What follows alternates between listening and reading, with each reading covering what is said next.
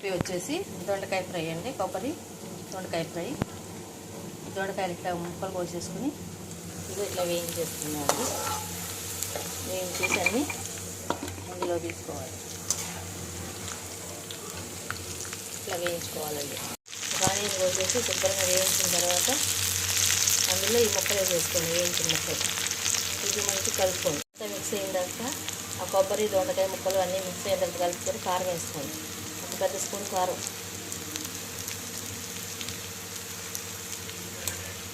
వేసేసి మొత్తం కలిపిలా మొత్తం మిక్స్ అయ్యేటట్టు తిప్పుకోండి. ఇప్పుడు వెల్లుల్లిపాయ రెబ్బలు చితగొట్టి ఇందులో వేసేయండి.